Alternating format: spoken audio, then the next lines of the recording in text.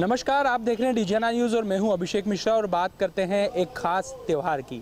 ये त्यौहार है षष्ठी के न्यायाधीश शनिदेव का। दरअसल 19 मई शुक्रवार को शनि जयंती का पर्व पूरे देश भर में धूमधाम से मनाया जाएगा, लेकिन इस बार शनि जयंती पर क्या कुछ खास योग संयोग रहने हैं और ख़ास तौर पर जो लोग शनि की 7.5 और ढैया के प्रभाव से फिलहाल प्रभावित दिखाई दे रहे हैं, उनके लिए ये दिन कितना खास होगा और किस तरीके से शनि भगवान की आराधना की जाए जिससे उनका आशीर्वाद मिल सके, ये बात हम करते हैं। हम पंडित जी मौजूद हैं जो कि जवाहर मार्ग शनि मंदिर से जुड़े हुए हैं, कान्हा जोशी जी। हम उनसे जानते हैं कि इस बार क्या कुछ खास संयोग में शनि जयंती का पर्व मनाया जाएगा।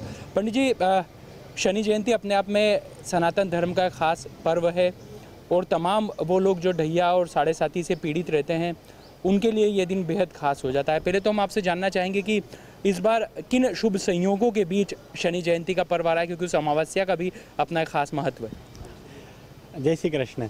इस बार ज्येष्ठ महीने कृष्ण पक्ष की अमावस्या, जिसमें दोपहर में अभिजीत मुहूर्त में 12 बजे कलयुग के सर्वोच्च न्यायाधीश और न्याय के देवता शनिदेव का जन्म हुआ है। इस बार दिनांक 19 मई 2023 महालक्ष्मी के वार शुक्रवार के दिन अभिजीत मुहूर्त में भगवान शनिदेव का जन्मोत्सव पूरे विश्व भर में धूमधाम से मनाया जाएगा।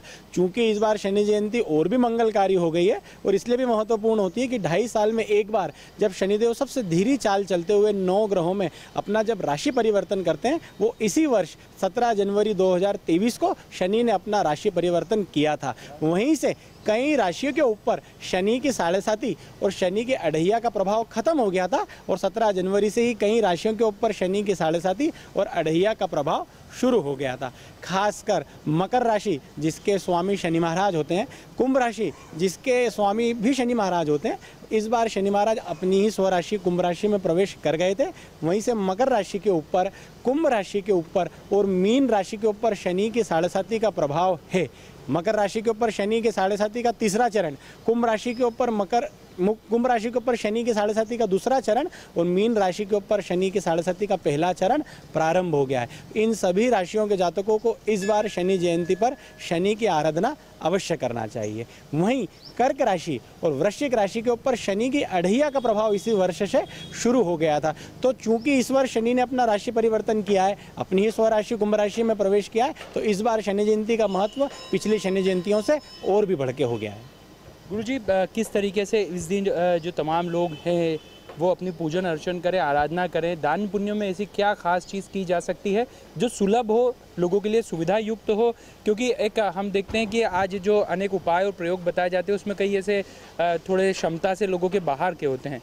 लोग आनंद से पूजन कर पाएँ और हर वर्ग का, हर परिस्थिति से जुड़ा हुआ व्यक्ति पूजन कर पाए, ऐसे क्या प्रयोग इस दिन किए जा सकते हैं?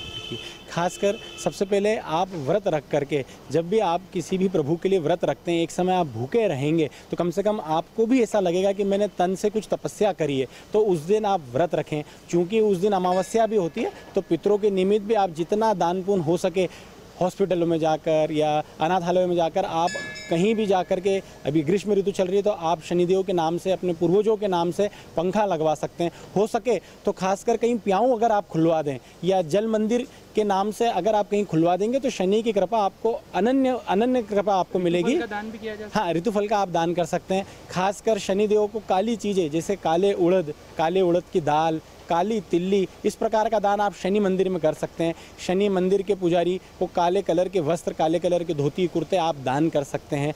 हो सके तो खासकर कुष्ठ रोगी, अपाहिज लोग, गरीब लोगों को आप उस दिन तेल से बनी कोई चीज़ जैसे कचौरी, समोसे, सब्जी पूड़ी बना करके, अपने हाथ से बना करके अगर आप खिलाएंगे तो शनिदेव की अनन्य कृपा आप पे बनेगी। चूँकि शनिदेव कर्म फलदाता है, भगवान शिव द्वारा उन्हें न्यायाधीश का पद प्राप्त है, तो कोई भी कर्म आप कर रहे हो, चाहे आप नौकरी कर रहे हो या व्यापार कर रहे हो, अगर अपने कर्मों को आप ईमानदारी से करेंगे तो शनि की कृपा आप पे सदैव बनी रहेगी। चाहे आप पे 7.5 चले या अढ़ैया चले, अगर आपने कर्म अच्छे करें तो 7.5 और अढ़ैया में आपके जीवन में जो काम नहीं बने वो सब बन जाएंगे। वहीं अगर आप कर्म खराब रखेंगे, शनि से नहीं डरेंगे, तो आपके ऊपर 7.5 और अढ़ैया क्या नॉर्मल पीरियड में भी शनि की सज़ा से आपको कोई नहीं बचा सकता। गुरुजी, अगले महीने जहाँ तक मेरी जानकारी है शनि भगवान वक्री स्थिति में आने वाले हैं, तब क्या स्थिति बनेगी सभी राशि के जातकों के लिए और तब क्या ध्यान रखने वाली बात रहेगी? देखिए, ये तो सृष्टि में 9 ग्रहों के गोचर कि 9 ही ग्रह अपनी अपनी राशियों में अलग अलग समय पे गोचर करते हैं। कोई ग्रह जब उल्टी चाल चलता है तो वो वक्रीय हो जाता है, सीधी चाल चलता है तो मार्गी हो जाता है, सूर्यदेव के नज़दीक चला जाता है तो अस्त हो जाता है, सूर्यदेव से दूरी पर चला जाता है तो उदय हो जाता है। तो ये गोचर 9 ग्रहों का स्वभाव है, ये समय समय पर वो गोचर करेंगे। चूँकि कुंडली में आपकी शनि की स्थिति क्या है वो दिखाएगी कि शनि जब वक्रीय होंगे तो अलग अलग राशियों पर क्या प्रभाव पड़ेगा। तो ये छोटे छोटे गोचरों में सभी ग्रहों को देखा जाएगा। जैसे बृहस्पति ग्रह ने भी अपना राशि परिवर्तन करके मेष राशि में प्रवेश किया था, मीन राशि में से निकल करके। तो कई प्रकार के गोचर होते हैं। चूंकि शनि का गोचर और गुरु ग्रह का गोचर, 2 ग्रह सबसे बड़े ग्रह, इनका गोचर सभी राशियों के जातकों पे पड़ता है। जब भी शनि वक्रीय होते हैं तो इसका पूरी सृष्टि पे बहुत ज़्यादा नेगेटिव असर पड़ता है कि बहुत जल्दी इंस्टेंट फल देना शनिदेव शुरू कर देते हैं। जो लोग कब्जाधारी है, जिन्होंने मकानों पे कब्जे करे हैं, गरीबों की जिन्होंने हाय कलाएँ ली है, किसी के पैसे खाए हैं, राजनीति में जो लोग भ्रष्टाचार कर रहे हैं, उन सभी को सजा कुछ ही दिनों में, कुछ ही घंटों में मिलना शुरू हो जाएगी। उस समय में ये आप स्वयं भी देखेंगे। गुरुजी, और आप एक इंदौर के अति प्राचीन जवाहर मार्ग स्थित शनि मंदिर के पुजारी भी हैं। इस बार शनि जयंती पर वहाँ पर किस तरह का पूरा पर्व आयोजित किया जाएगा, क्या क्या धार्मिक अनुष्ठान होंगे और किस तरह से श्रद्धालु वहाँ पर आकर शनि भगवान की आराधना कर सकें? देखिए, शहर के हृदय स्थल राजवाड़ा जवाहर मार्ग स्थित जवाहर मार्ग शनि मंदिर पर इस बार परसों से दिनांक 17 मई बुधवार के दिन, जो कि अति दुर्लभ संयोग बन रहा है कि भगवान शिव की 2 बड़ी तिथियां, प्रदोष व्रत, प्रदोष तिथि और वहीं रात्रि में मासिक शिवरात्रि, दोनों एक साथ एक ही दिन पड़ रही है। ऐसा कई वर्षों में ऐसा होता है कि प्रदोष और मासिक शिवरात्रि एक साथ एक ही दिन रहे। तो उसी दिन प्रभु का ज्येष्ठाभिषेक, ज्येष्ठ महीने में आम फलों के रसों द्वारा आम्राभिषेक किया जाएगा। प्रभु को शीतलता प्रदान करने के लिए तीर्थों के जल से शनि जयंती का आयोजन परसों 17 तारीख से शुरू हो जाएगा। वहीं 18 तारीख को मंगल पाठ और शनि चालीसा का पाठ होगा। 19 मई शुक्रवार के दिन, जिस दिन भगवान प्रभु का जन्म हुआ है, उस समय सवेरे 9 बजे महाभिषेक किया जाएगा। प्रातः 10 बजे हवन, पूजन और अभिषेक किए जाएंगे और दोपहर में 12 बजे ढोल बाजे नगाड़ों के साथ प्रभु की जन्म आरती की जाएगी। उसके पश्चात नुक्ति प्रसादी का वितरण होगा। चूँकि हम लोग देखते हैं मोस्टली हमेशा चांदी के मुकुट लगभग सभी मंदिरों में सभी देवी देवताओं को दिखते हैं, तो ऐसा लगभग विश्व में पहली बार हो रहा है कि प्रभु को चांदी से बनाई हुई नवीन पगड़ी शनि महाराज को धराएंगे सभी भक्तों द्वारा, हम लोगों द्वारा। तो शनिदेव को ऐसा पहली बार देखने को मिलेगा कि चांदी की पगड़ी शनि जयंती के दिन जवाहर मार्ग शनि मंदिर पे प्रभु को पहनाई जाएगी। अगले दिन चूंकि शनिवार पड़ रहा है तो सभी शनि मंदिरों में लगभग 2-3 दिन तक शनि जयंती का आयोजन बनेंगे। अगले दिन प्रभु को एक अलौकिक मुखौटे की सेवा की जाएगी। मुखौटा दर्शन शनिदेव का शनिवार के दिन होगा और रविवार के दिन सभी के जन सहयोग से लगभग 5 से 10 हज़ार लोगों के एक विशाल भंडारे का आयोजन संध्या काल में जवाहर मार्ग शनि मंदिर पर होगा। मेरी सभी आप लोगों से विनती है कि आप जहाँ भी जिस शहर में हैं, कम से कम शनि जयंती के दिन प्रभु के दर्शन अवश्य करें। किसी का दिल नहीं दुखाएं, हो सके तो गरीब की मदद करें और शनि जयंती के दिन व्रत अवश्य करें। गुरुजी, एक आखिरी सवाल के तौर पर आप क्या कहना चाहेंगे कि शनि भगवान के प्रति हम लोग देखते हैं कि कई लोगों के अंदर मन में अलग अलग भावना है, कई लोग डरा देते हैं शनि भगवान के नाम पर, जबकि देखा जाए तो शनि भगवान जब देना शुरू करते हैं तो संभवतः वारे न्यारे कर देते हैं। तो क्या कहना चाहेंगे आप इस दिन को लेकर?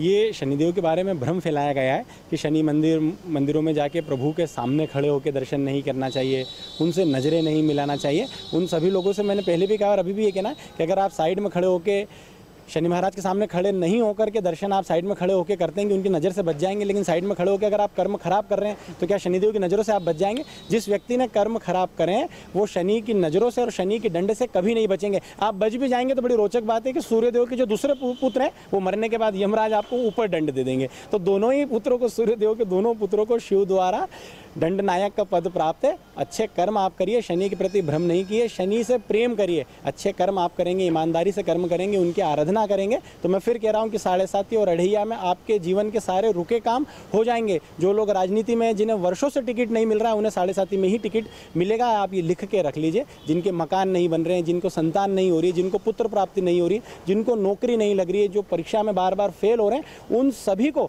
7.5 और अढ़ैया में इन सभी चीज़ों में उत्तीर्णता अवश्य हासिल होगी। तो इसलिए शनि से डरे नहीं बल्कि शनि देव से प्रेम करें। तो ये महत्वपूर्ण बात यहाँ पर पंडित कान्हा जोशी जी द्वारा दी गई है। तो कुल मिलाकर 19 तारीख को शनि जयंती का पर्व देश भर में मनाया जाएगा।